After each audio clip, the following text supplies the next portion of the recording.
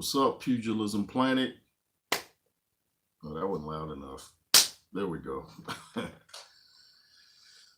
So I'll wait for everybody to come on in. Just thought I'd go live to talk about the Clarke Wardley matchup and what I think of both fighters and what they have to offer the division in the future, who I think will win and why. And I would like your opinions of who you think will win and why. Give y'all some time to come on in before we let the fun begin. Hope everybody's having a great start of their weekend. I guess it's the weekend no matter where you are. New Zealand, Jamaica, California, Australia, Scotland, Chula Vista, Loma Linda, San Ysidro, Mission Valley. Reaction! Inside joke for all my people in SoCal. The Blue Baron, what's up? I see you in the building. The Blue Baron's here, y'all. Y'all better ask somebody. Y'all better ask around, because it's about to go down in a major way.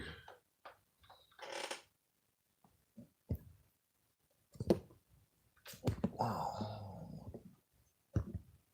Okay, trying to fix my camera. All right, there we go.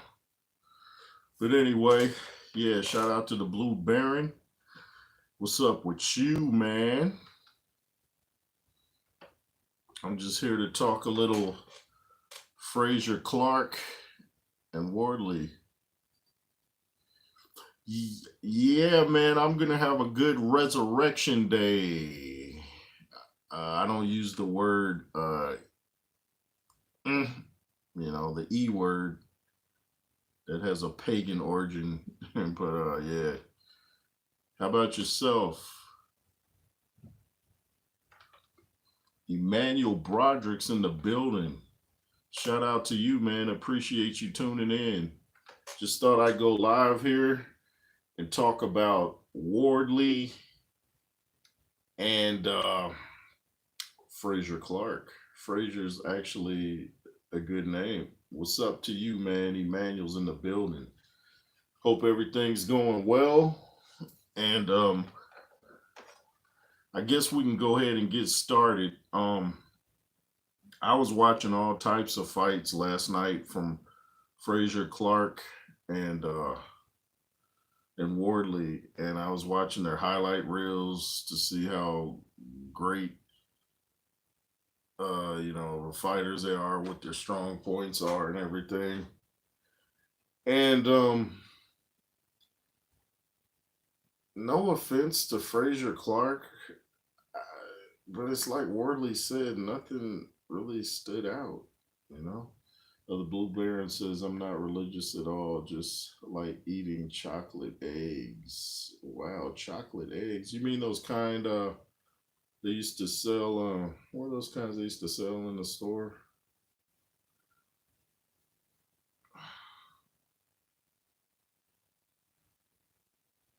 Yeah, I'm not religious either. I just believe in Yeshua, the creator, Yahweh. No false religions. Yeah, Clarke's getting smoked. The Blue Baron says, yeah, it's like Wardley said, nothing with him seems to stand out, you know? I watched him fight some guy that didn't even look like he belonged in the ring, and I'm just waiting for him to get him out of there. And it went to the cards. I was like, wow, you couldn't finish this guy? And it really looked bad. Jay says, don't you have egg, chocolate eggs in America? Yeah, I think they do. And I was trying to remember, there's a certain brand. What do you think about Liddell Riley, a cruiserweight boxer? I know I've seen him because I know the name, but for some reason I'm trying to pull him up in my mind and I can't get a picture. But I know I've seen him. I know I've seen him. So I'm gonna have to get back to you on that one.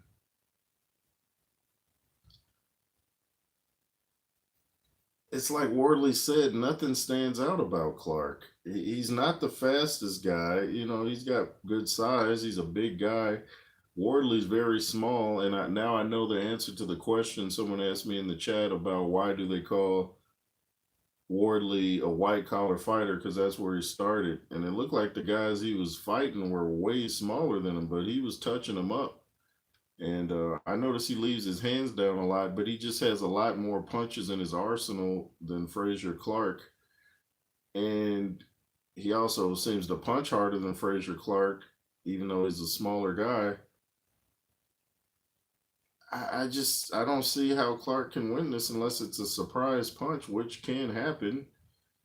But you can't make your pick based off iffy punch. The Blue Baron says Clarke is just a big physical dude who decided to start boxing in his 20s. I've seen loads of dudes like him. Yeah, that's kind of what it looks like, isn't it? He just doesn't. I know he has a big amateur career and everything, and I'm guessing he had a big amateur record, but he himself said he was getting beat up in the amateurs by Joshua and Joe Joyce, and he was saying a little too much. I was like he was talking about he was shaking the other day, and he asked his trainer, "Should I be shaking?" Like, you don't need to say all that. If I was Frazier, I mean, if I was Wardley, I'd be like, "Okay, I'm getting to this guy." If you're shaking now, what are you going to be doing on fight night, which is a day from now? Also, I definitely like Wardley's corner better than Clarke's corner.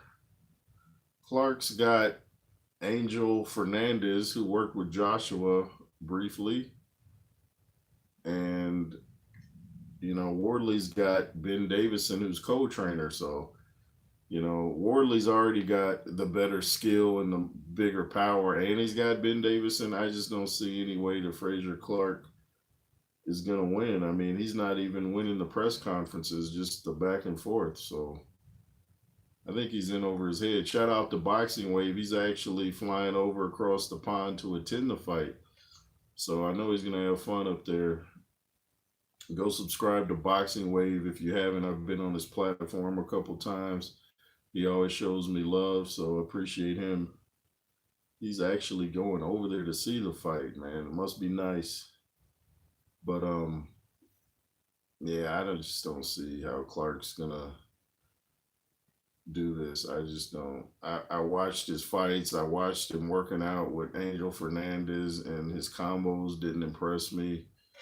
Do they have a USA heavyweight title? And if so, who's the champion? They probably do because there's so many titles. But I don't know who the champion is or would be. But they probably do. I would not doubt it at all. Bruce Gas, Boxing Jazz, and more is officially in the chat, y'all. Show some love to Bruce Gas. You watching the fights tomorrow, Bruce Gas? What's up, G? Says what's up to you, man. Just talking a little Frazier Clarke and Wardley, man. I'm just talking about I like Clarke. I want to like him. Seems like a cool guy. He's even listening to some reggae. Showed respect to my favorite fighter, Lennox Lewis. I just don't see. I don't see how he's world champion level. Wardley says he's in over his head pretty much. That this fight is too soon for him. Some fighters are good in the amateurs, and it doesn't equate over into the pros. Going way back to Jorge Luis Gonzalez, today and tomorrow and yesterday and forever. That's what's up.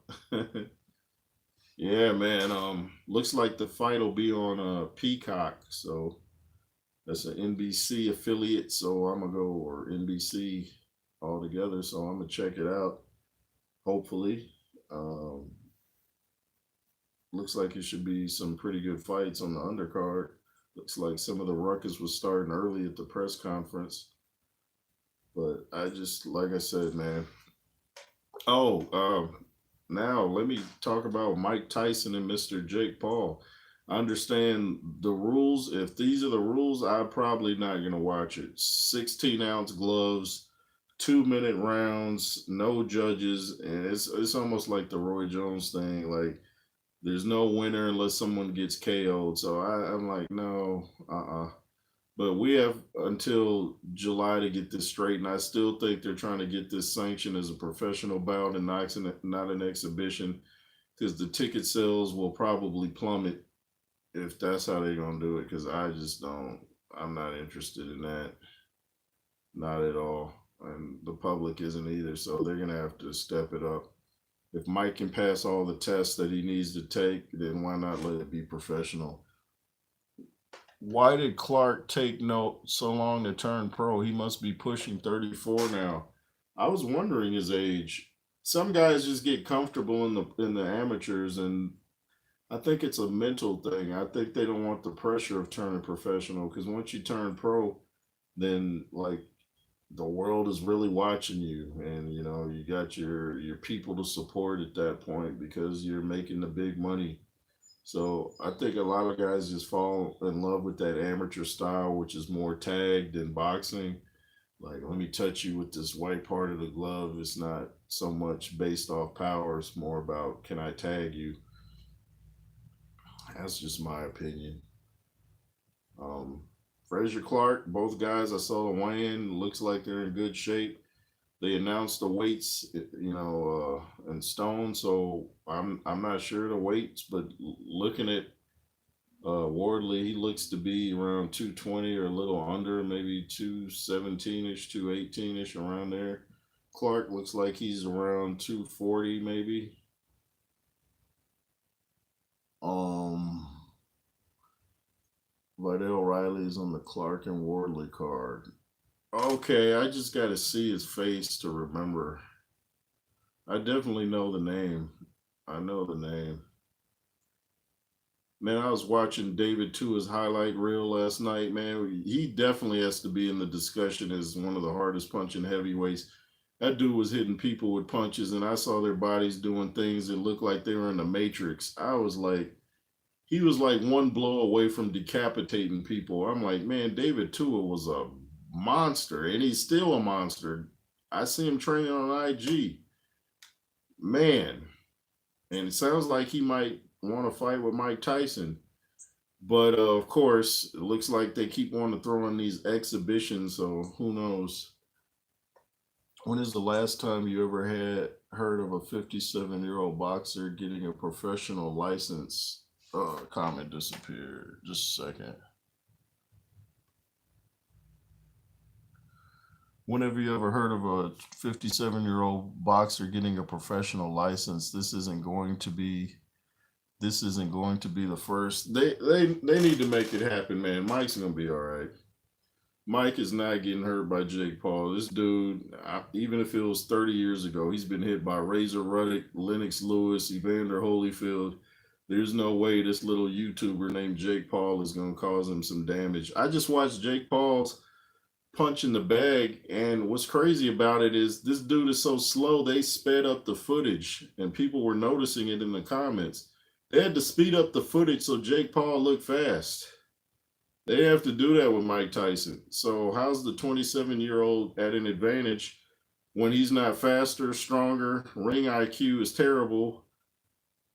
Jake is the one with the disadvantage. The 27-year, that doesn't matter. It's not going to help him.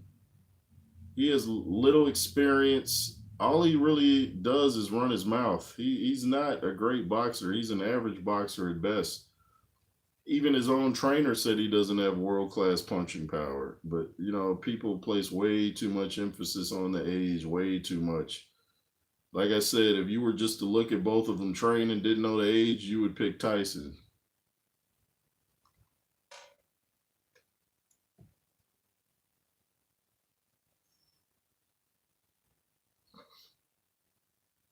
Kevin McBride stopped him. And that's because Mike didn't feel like boxing anymore. Mike's head been out of the game since the Lewis fight. He was just basically doing it to get the money then at that point. But now he don't need the money, so now it's strictly off hunger. Emmanuel says, I would beat Jake Paul. I'm bigger than him. Yeah, I would beat the brakes off Jake Paul. I would literally knock what remaining hair he has off the top of his head.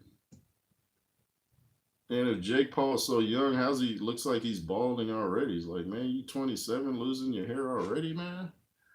I suppose it depends on how much gas Mike has in the tank. I think he'll be good.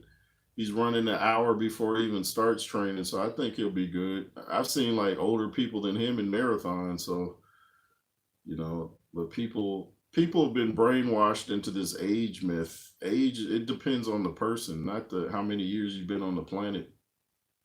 Everybody's different. Everybody's 57 isn't the same. Like there's some 27-year-olds, like I said before, they can't walk down the street without being winded. Then there's some 27-year-olds that can run marathons. So it depends on the person. The promoters are loving this. Yeah, absolutely. But if it's the 16-ounce stuff, and I'm not interested in that because it's gonna be more Mike pulling punches and Jake's gonna be running for his life. I'm like, we know good and well Jake's not gonna come at Mike. We know he's not gonna be chasing Mike. That'd be and Frank Stallone, the brother of Sylvester Stallone, who I believe used to box. I know he has hands. He was actually in Rocky 3. He was one of the boxers. And you remember when he beat up Geraldo Rivera in the ring? He broke his nose or had it bleeding. Anyway, Frank Stallone was saying Mike Tyson's going to win. He said Jake Paul throws his reaching jab. And he said Mike Tyson's favorite punch is a left hook to the body, then a left hook up top. So, Jake, I hope you got a strong jaw. You might want to chew like 5 wads of bubble gum, strengthen that neck and strengthen that jaw. Because Michael's coming for it. Even Mike with 16-ounce gloves can be dangerous, but not if he's pulling his punches so much. And I got the sense with Roy, when he thought he was hurt, he kind of backed away. 16-ounce will knock you out. Yeah, 16-ounce can still do some damage, but I'm just thinking if they're gonna wear gloves that big, then it's gonna be like a touch fest. Like, oh, I tagged you, now I'm gonna run around the ring. It's like, I'm so sick of exhibition fights. I don't want to see any Floyd Mayweather exhibitions. I just don't.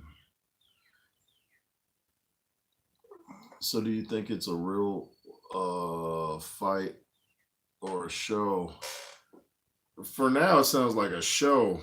But if it's a real fight, I'll check it out. But if it's a show, I have no interest. The Blue Baron says Razor gave Mike big problems, but Lewis absolutely smoked Razor. Shows Lewis was a level above. Yeah, Lewis got Razor Ruddock up out of there in 2 rounds. Yeah, I still remember that. I watched that as it was happening. How tall are you? I'm 6'2". Oh, I'm 6'3", and I'm not trying to one up you because you said you're 6'2". 6'2" is a good height. Yeah, I was 6 feet in 8th grade when I was 13. Bruce Gas says that's the triangle theory, and that means caca at the Blue Baron. It can mean that, but it can you can kind of use that sometimes. Not always, but sometimes.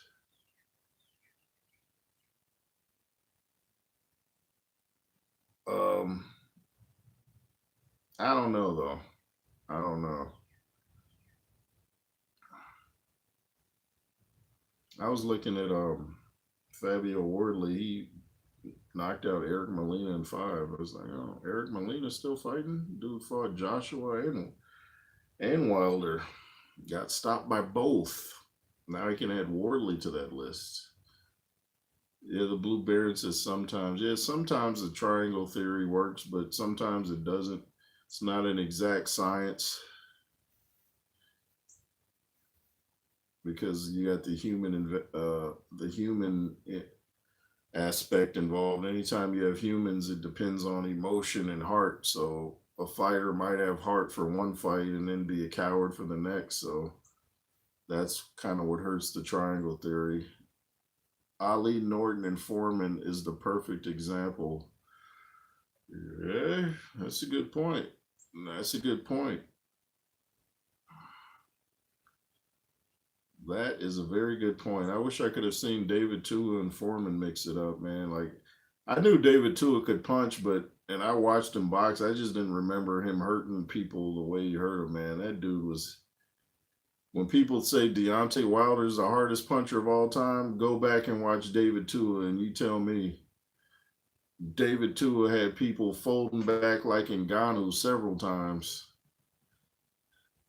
Lewis would have beaten Mike at any stage of Mike's career for me. I've been saying that for years myself. Too big, too strong. If Mike couldn't beat him at 16, well, I think he beat him up the first day they sparred. And second day, Lewis gave him his Ali impression, and I think he got what Mike might have had to run around a little bit because, Mike had the full grown man body back then. Lewis was still developing. When Lewis first turned pro, he was kind of thin. He weighed a lot, but he was kind of thin. He filled out later on. When he got with Emmanuel Stewart, he never weighed under 240 anymore. His last fight was 238 against Oliver McCall. After that, he was 240 plus for every fight to the end of his career. Bruce Gass says, not the mile of not the Mike of 86 to 89. He was one of a kind. He was ferocious, man. If Customato had stayed with them the whole time, I think he would have been near unstoppable until he fought Lewis and Emmanuel Stewart. Lewis beats the late 80s Mike for me. Yeah, I still say that too. Mike sometimes would have problems with like tall fighters like Tony Tucker and who else was a tall fighter he had problems with? Was it Bone Crusher?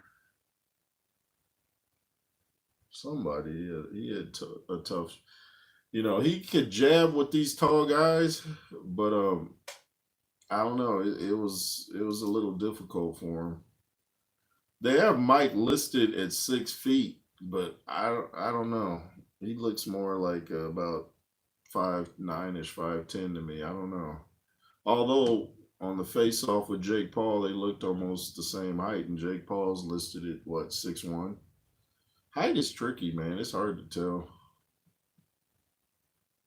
They used to have Lennox Lewis listed at 6'4" and then he was 6'5". Emmanuel said he thought he was closer to 6'6". But 1 or 2 inches doesn't really matter all that much. It just gives us something to talk about, pretty much. I don't know anybody who's picking Frazier Clarke except maybe Eddie Hearn. I think he changed his mind because they were asking Wardley about what Eddie Hearn said. Originally, Eddie had picked Wardley to win, then he, I think, changed his mind for some reason. Emmanuel says Mike is 5'10". Yeah, that's what he looks. He looks about the same height as David Tua. Man, I don't even know if Mike Tyson's highlight reel looks better than David Tua's, man. That dude was, ooh, Mike. Them blows were so brutal. I don't think none of them guys were ever the same after they fought David Tua. I don't know how they could be. Ain't Jake Paul, and Jake Paul isn't 6'1". He's closer to 5'11", 6 feet. He lies a lot. Yeah, I thought he used to be listed at 6 feet, and then all of a sudden he was 6'1".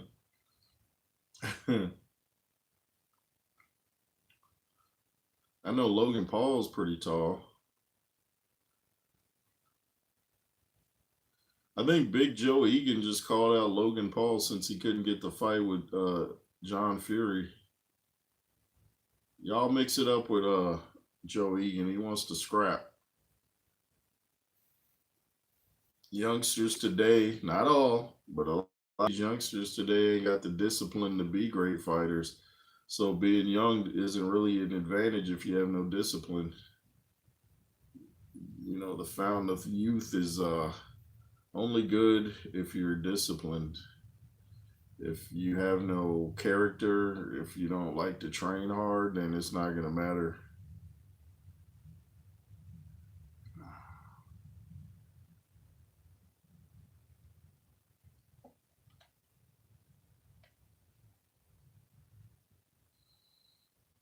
Logan Paul soft. He looked so scared against KSI. Yeah, KSI, man. Like, who would be scared of KSI, man? That dude throws such wild punches. Can somebody please tell me the appeal of KSI? Maybe it's a UK thing because over here in the States, I'm not hearing nobody talk about KSI. Even his name's annoying. KSI. What does that even stand for? KSI sounds like a TV news channel. Tonight at 11 on KSI News. Like, what is KSI, man? KRS1? Like, what? I don't get what the fascination with this guy is. I don't even know. Was he a gamer? Is that how he blew up on YouTube? Man, it sounds like the end of the world outside. What's going on? I hear a rumble and like a megaphone. What in the world's going on? Y'all remember that movie from the 80s, The Day After, on how the Earth would be after a nuclear bomb hit? I think they said only the roaches would survive.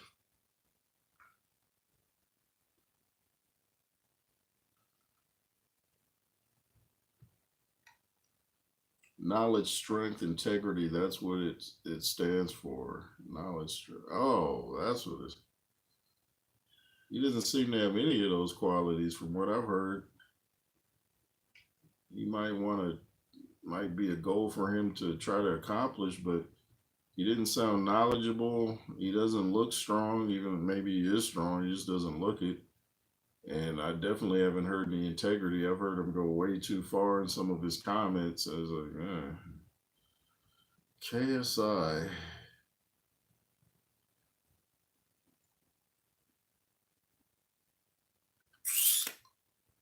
KSI. Wow.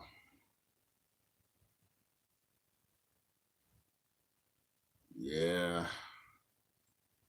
I don't understand the appeal.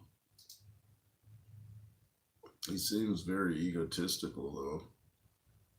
Very egotistical. I know you're supposed to have confidence and all, but the way I don't know, he just he just always has like a arrogant look on his face. Like he just thinks he's the cat's meow. KSI versus Tommy Fury is one of the worst fights I've seen. That was sloppy, wasn't it?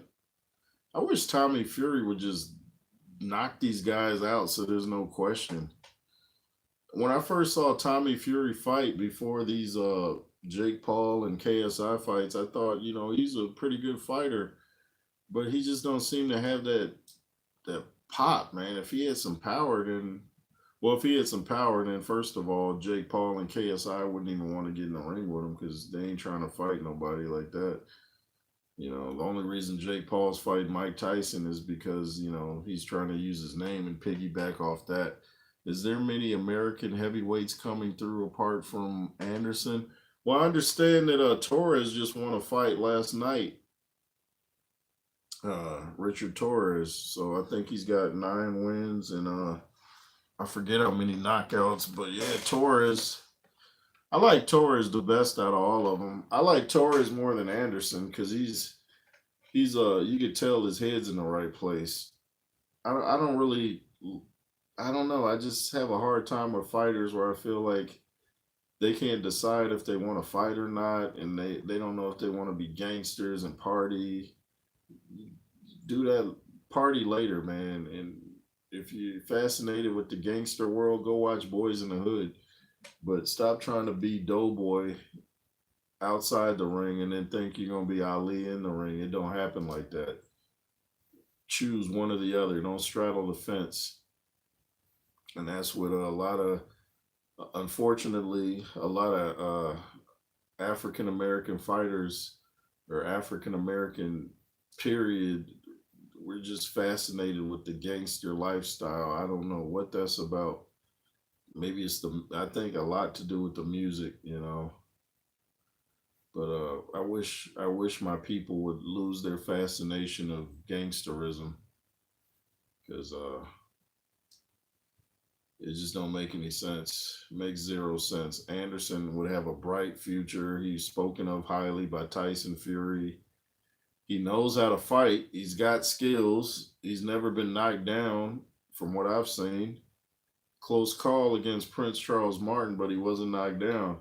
So I think he'd have a bright career if he could just get his head screwed on right. But maybe that's asking too much. Apparently it is. Jared Anderson, if you're watching, dude, you got talent. You're fast. You're strong. You look like you're in good shape. Just stay focused, man. Stay the course. That's basically what Roy Jones was trying to tell you, man. You don't take it from me, take it from Roy. Oh, did you guys check out Antonio Tarver was on Hot Boxing with Mike Tyson? It's pretty interesting. I didn't know he used to do crack. I was like, Antonio Tarver used to do crack? Wow. I'm glad he got away from that. Is Brian Jennings still fighting? I don't think so. I haven't, man, I forgot about him. Yeah, he was from Philly. I don't know. I don't think he is. Who do you think? Oh, let me wait for the comment to move up. Yeah, I don't think Brian Jennings is still fighting. Maybe he spars with fighters to get him ready for their matches, but I don't think if he is, he's definitely in the journeyman category at this point. I never was too big on him either for some reason. He just didn't do it for me. Who do you think punches um, harder, David Tua or Mike? Man, looking at them highlight reels, I almost say David Tua because I've seen Mike Tyson hit people when they fall kind of regular, but David Tua had people like twisting up like a pretzel. I was like, what in the world? And then if like he hit somebody with a hard shot and they didn't go down, oh, they really took a beating. He would just start unloading these hooks, swinging from the kneecaps and the ankles, and man, they came fast and hard, man. I mean, he was knocking people out with rib shots. So I almost might say David Tua just based off what I just saw. I knew the dude could punch, but I didn't remember him flooring people like that. That was crazy. I remember Jennings fought Vladimir Klitschko. Terrible fight. Yeah, they fought. Yeah. Jennings just never had really a style that I liked. And that's the thing. Are Frazier, Clarke, and Wardley are say they blow up? Do they have what it takes to keep the excitement in the division? Can they bring 80,000 people to an arena? Wardley might, but I just Clarke just he's almost like a poor man's Joe Joyce almost. Like without the power. And Joyce isn't a one punch knockout guy most of the time. He just breaks you down. But Frazier Clarke just I feel like I can get almost a guy off the street to get in the ring with Clarke and he would at least go the distance with Clarke. And I'm not trying to diss the guy, I'm just giving my honest opinion on him. He just doesn't impress me at all. At all.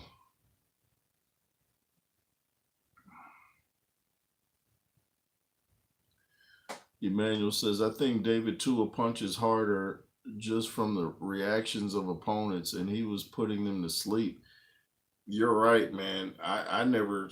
I'm gonna go. I had to send that highlight reel to my cousin. I was like, he had to see that, man. Because, like I said, I grew up watching these fights, but I don't remember a lot of the fights too. Though were early fights because I was like, who are these guys? So a lot of those fights, to build up your record, but still the way they were getting knocked out, man, it was a highlight reel that I will never forget. Man, it was vicious. The Blue Baron says, I do worry where the heavyweight division goes after Fury, Wilder, AJ, etc. retired. After they retire, yeah, I need somebody that. See, that's what I like about Torres. He looks the part, He's 6'2", 220, muscular. He's got the mustache going, which stands out. You don't see too many guys now just rock the mustache. So he's got that 1970s mustache going, the curly hair, looking like dude from Perfect Strangers, if you remember that sitcom. Pauly Shore hair dude, kind of. So he stands out, and I like Torres, man. If he can take a punch, we really got something over here in America because he's pretty much our last hope at this point. Nobody else over here stands out at all to me. I thought Jared Anderson was the next guy, and he had me tricked. Not saying he can't get it all together, but I don't know the guy personally, so I don't know, where his head's at. Like Wilder, I don't know where his head's at. Seem like American fighters just got too many distractions, man. I don't. This country's gotten soft, man. I know you're not a big Wilder fan, but he did bring a lot of. He did bring a. What is this? Oh, let me wait for.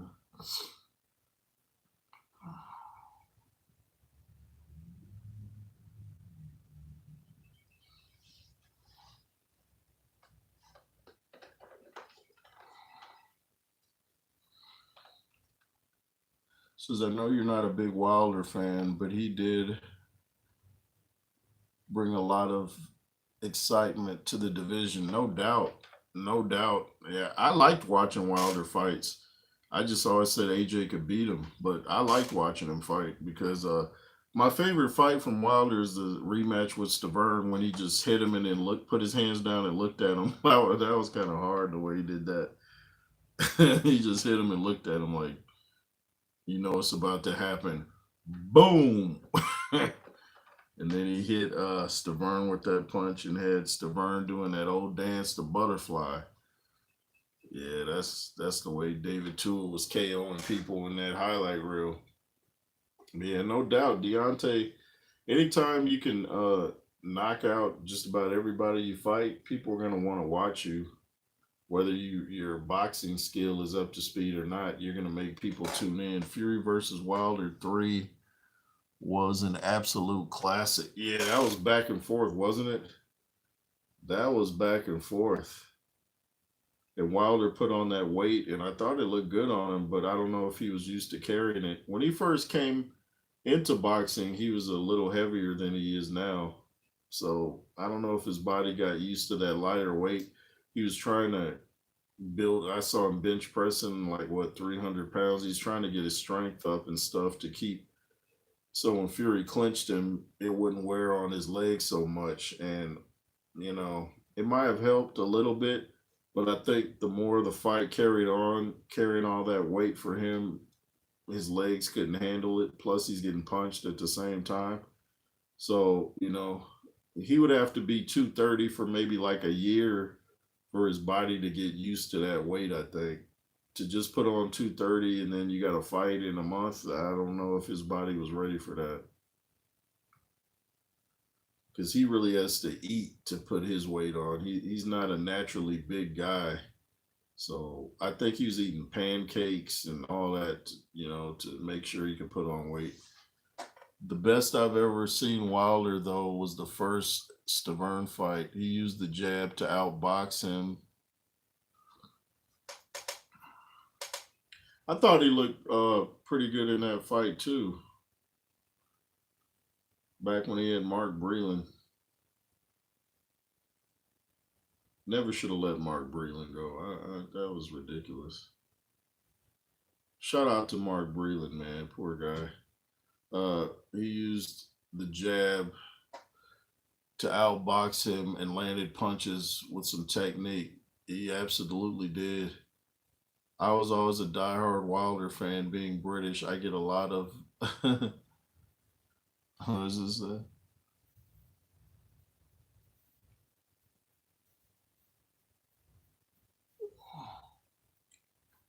get a lot of banter for it though. Just like I was a big Lewis fan, as you know, and I used to get a lot from Americans over here. Anytime he'd slightly get punched, oh, he was hurt. He was hurt. Okay, well, even if he was hurt, he won by knockout. But yeah, I know what you mean.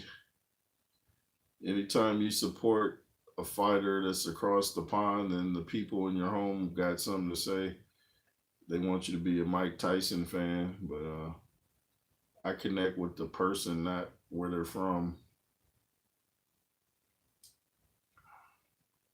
I remember Wesley Snipes, the actor, was at the Lennox Lewis Tony Tucker fight, and he picked Lennox Lewis to win. And Montel Williams, who was in the crowd with the microphone, said, "Oh, you're not going with the American?" And Wesley Snipes said, "Well, America doesn't always go with me." Thought that was a brilliant comeback. So apparently, Wesley Snipes is a Lennox Lewis guy too. I'm not just gonna pick somebody because they're American.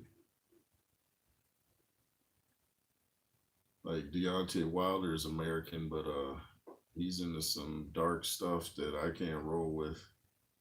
Tyson Fury exposed that, and I was knowing it even before Tyson Fury picked up on it. All the mass and stuff. Yeah, that's not just mass. There's a little something behind that. All these people that sell out to evil. Do you really think evil likes you back? Absolutely not. The fact Wilder got into boxing at 19 to help his daughter and ended up being a champion is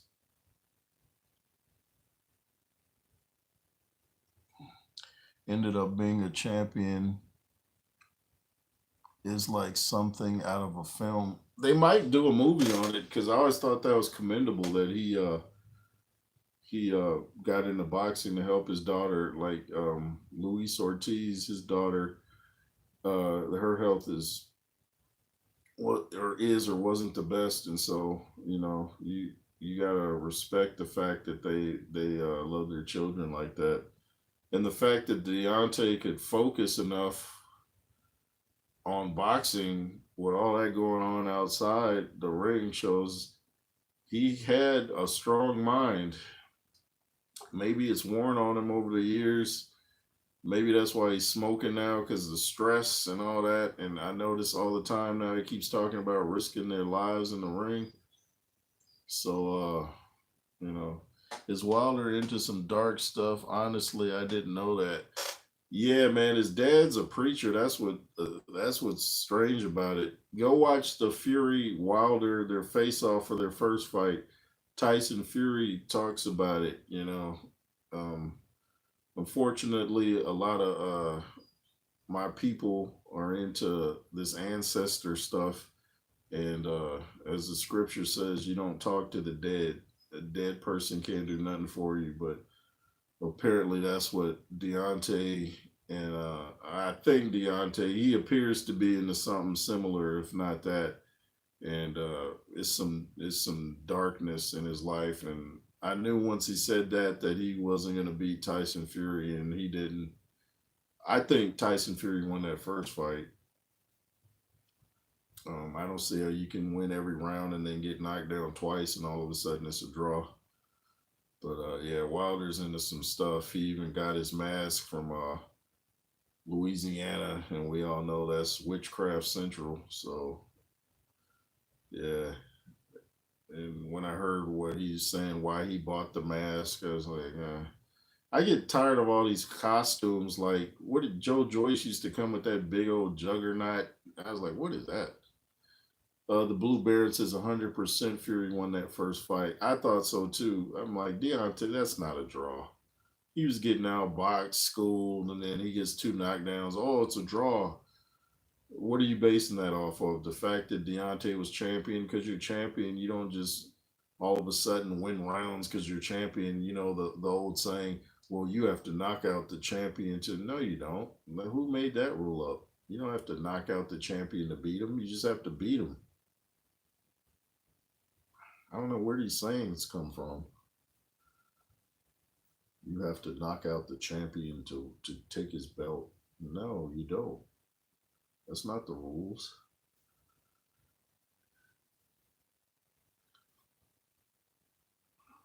If that's the case, all a champion would have to do is run around for 12 rounds and avoid getting knocked out and keep his belts. Why even throw a punch? Just be like, ha ha ha, you can't knock me out. You can't knock me out.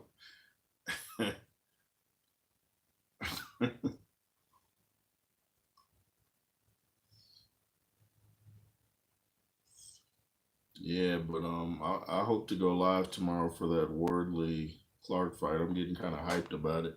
I like Wilder's game plan in the third fight, though. Working Fury's body nearly worked. I noticed he came out throwing them jabs to the body. I thought he was really reaching though. I'm surprised Fury didn't counter. Or maybe Fury thought that he was getting set up to counter, so he thought I might chill because he probably thought he's probably about to come up top with an overhand right or a straight right. So Fury just let him jab at his midsection. But George Foreman always said a thick stomach takes better punches than a washboard stomach. So I know all the fighters doing sit ups are like, nah, man, that ain't true. But after a while, Wilder went back to how he always fights. Who you are always comes out after a while. Yeah, I'm going to the cliches again. What's the one Mike Tyson said? Every man has a plan until he gets hit. So Wilder had a plan in the moment Fury put on a little pressure. It's just like life, like people that get off drugs and the minute life gets hard, they go right back to the trap house. So, you know, I guess that's just how life goes for certain people. It's like, oh, it's hard. Let me go smoke something, drink something. Oh, he punched me hard. Let me go back to my old style. And I think Deontay does that without even realizing he's doing it. And he might go back later and watch the tape and realize, oh, why did I do that? But in the moment, I don't think he's realizing that he's reverting to his old style. Speaking of the word revert, I hate to hear people say revert back. That's like saying back twice, back, back. The fact that you said revert, you don't have to say back. It's one or the other. You say revert or you say back. You don't say revert back. Like when people say things like when they refer to someone that passed away, they'll say, "Yeah, I talked to him when he was alive." Oh, yeah, we know you talked to him when he was alive. Like we didn't think you talked to him after the fact. I just noticed little details like that. I can't stand to hear people say revert back.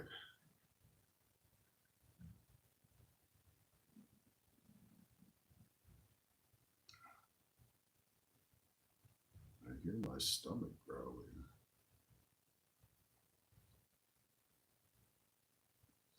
Does anybody out there give Frazier Clarke a chance tomorrow against Fabio Wardley?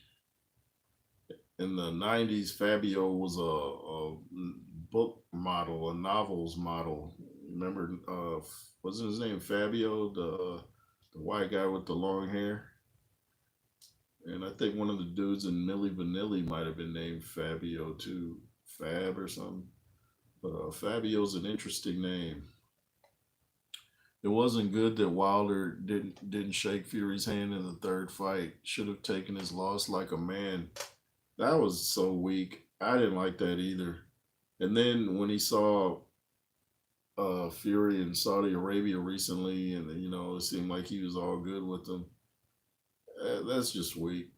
If he really thought that um, Fury cheated, there's no way he would have taken a rematch. Is why would you fight a guy that's willing to cheat? So that shows he didn't really believe that. I'm seeing more and more channels still talking about Ngannou might have been drugged, and even going back to saying Wilder looked sleepy in his fight with Fury. No. If Ngannou was drugged, there's no way he'd have been bouncing around the way he was in the first round before he got clipped. He's talking about, why am I going down? It wasn't even a hard punch. Okay, well, that's something you have to figure out. But you went down and you got knocked out. You weren't drugged, you got drugged. You hear me, excuses, Ngannou? You weren't drugged, you got drugged by Anthony Joshua. Put some respect on his name.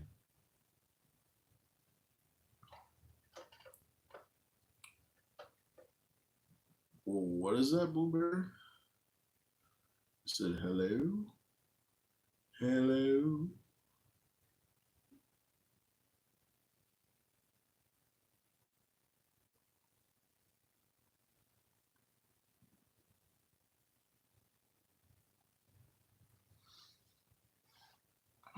Did I miss a comment or something?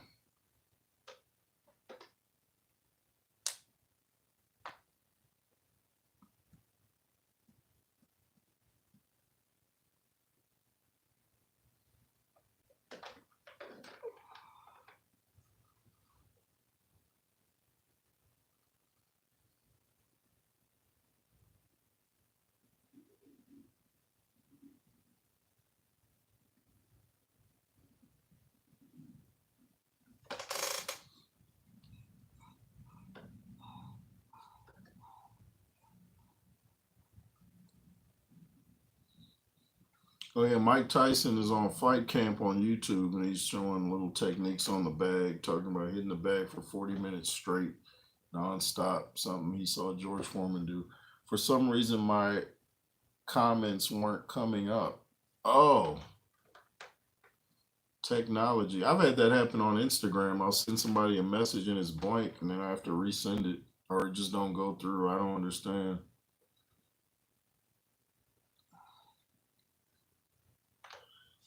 Technology.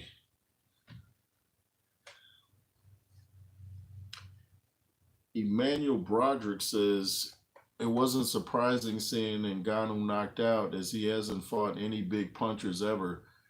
They were also saying he had an iron chin when it hasn't been tested. Yeah, it's like, who really hit Ngannou? He just kind of rushed people and got them out of there before he really got hit with anything.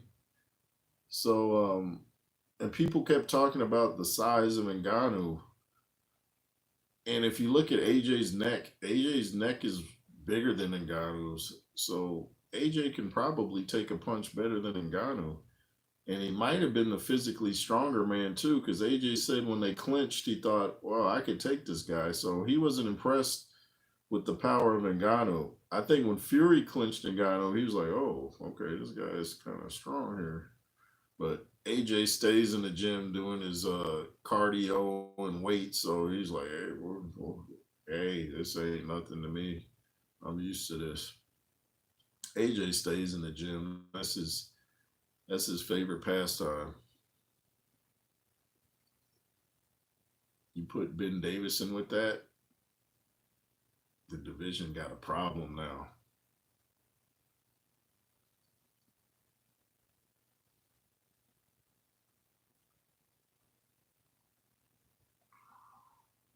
Like I said, if anybody's out there that thinks Frazier Clarke will win tonight, I'd love to hear why you think that. And do you think Clarke will win by knockout or decision? I think Wardley. I think Wardley knocks him out. Wardley said he's gonna knock him out. They always say if you look for the knockout, you don't get it, but we will see. Sometimes you look for the knockout and you do get it. I remember Dillian White told Joseph Parker he was gonna knock him down, and Joseph Parker had never been knocked down. What happened? He got knocked down by Dillian White. I think some people thought it was elbow or slip or something, but either way, it was counted as a knockdown.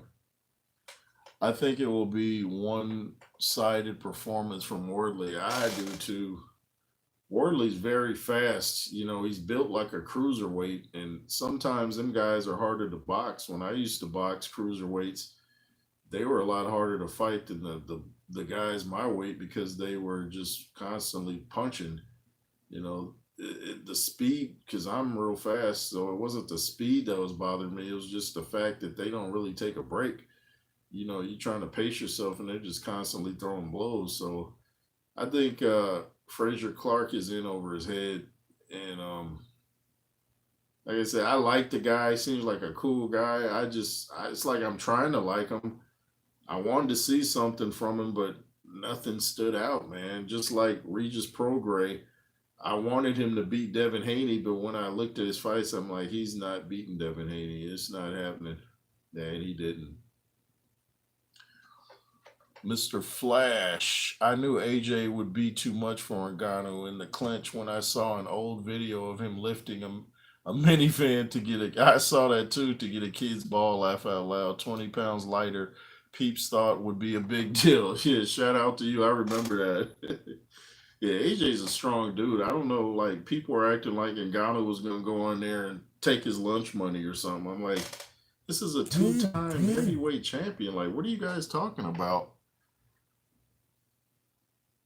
Like, what are you guys talking about? Emmanuel said Clarke is a dirty fighter too. He kept hitting. I remember that Dave Allen fight. That was a. He kept hitting Dave Allen low. He's never impressed. I thought Dave Allen was hitting him low. Wasn't Dave Allen doing the dirty tactics? Now, maybe Clarke was. Might have to go back and watch that. But I thought Dave Allen, because I did a video. I was like, Allen, just call it a day, man. But I thought Dave Allen was doing. If Clarke was doing some roughhouse tactics, I don't know if it was just to pretty much get Dave Allen up off him. Like, okay, if you want to fight dirty, I got something too. But I saw that fight live. I forget what undercard it was on, but I was like, what is this? Like F.A. Jagba fought a dude that kept hitting him low on the. That was on the undercard of the Jared Anderson fight a couple months back.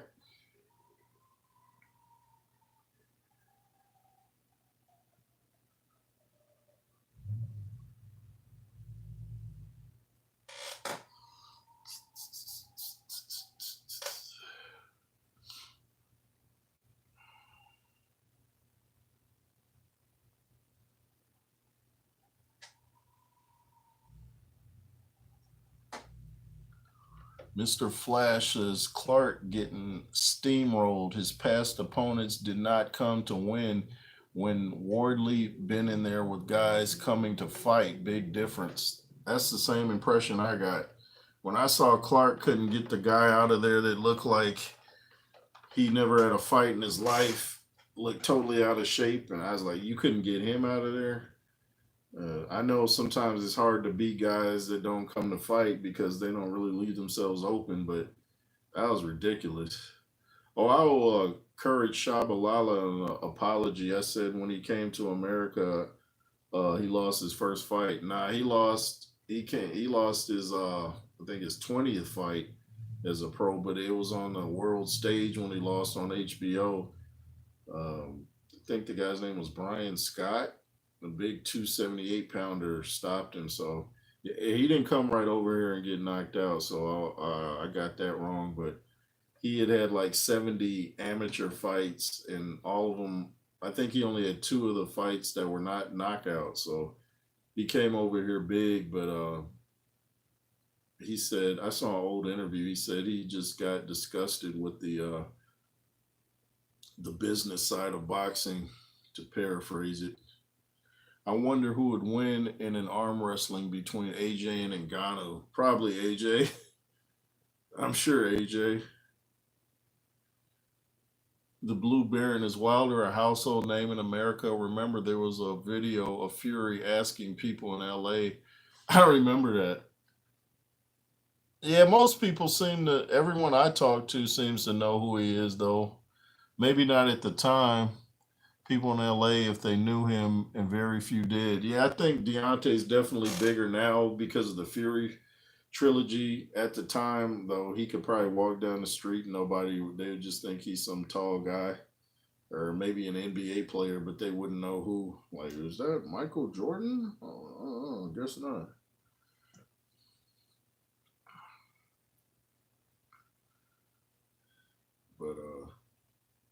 Yeah, there was a time where only hardcore boxing heads would have known Deontay in a crowd. I remember that video though. I thought that was funny.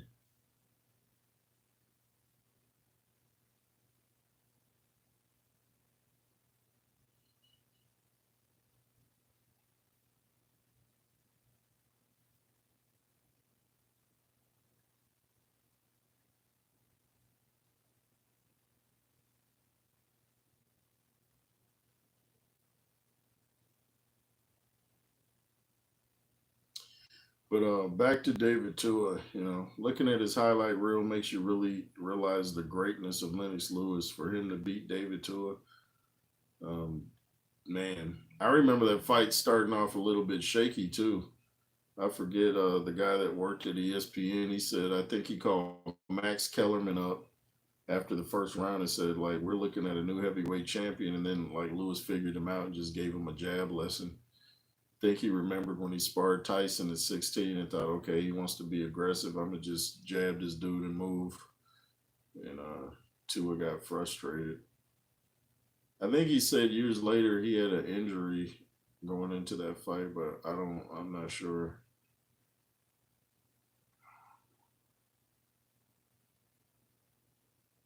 But to beat David Tua, you definitely had to be tough. Lewis said he was going to beat him, then give him a haircut. Jim Lampley started laughing. I remember that. I remember David Tua had that real high hair at one point.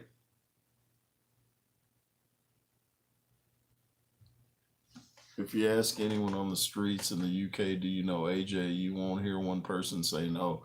Yeah, he's huge over there. Shout out to AJ if you're watching, man. Shout out to AJ, man. I just like I like for the most part. I don't agree with everything he says and does, but I like for the most part how he carries himself. I like how he stays in the gym. You never hear stories of him acting crazy. Once he turned fighter, he focused. He just got focused. Like this is what I needed, and he hit the lottery when it comes to finding what you need to, your career path. I think he used to be a bricklayer. Can you imagine? Can you imagine if he had just stayed being a bricklayer?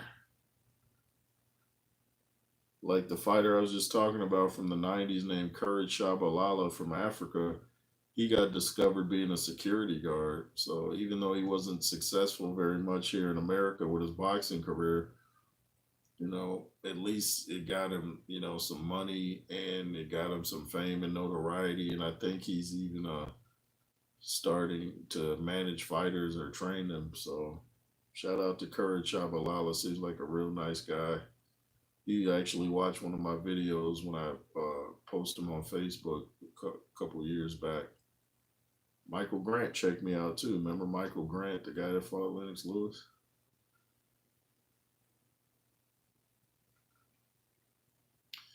I didn't know Andrew Galata had fought Tim Witherspoon. I watched that fight, and Andrew Galata won. It was over in Poland. I never knew they fought, or I forgot about it, but I had never seen it. I think Tim told me about that.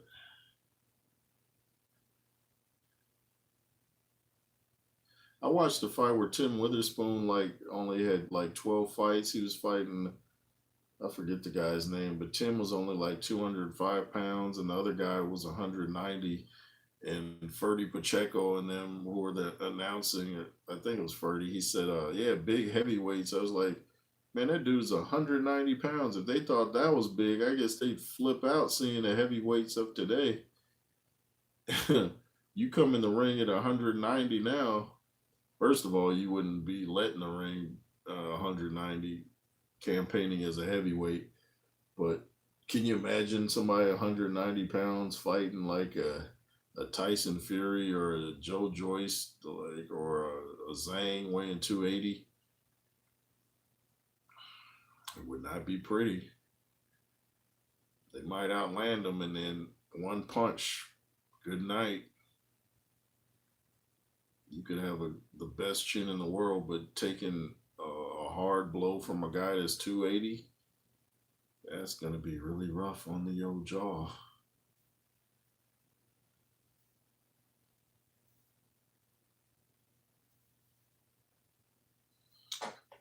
Been on here over an hour.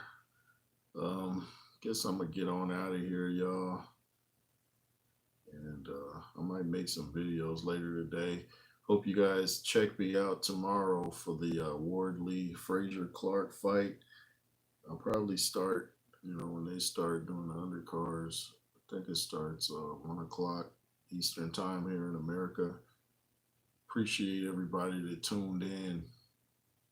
Bruce Gas, Emmanuel, peace, man. Everybody that tuned in, Blue Baron, thank you so much. To everybody, Pugilism Planet, thanks for watching. If you guys wish to support the platform, the Cash App is $JRoos33. LSR forever. Hope you guys have a great weekend. Be fearless. Yay to the yay.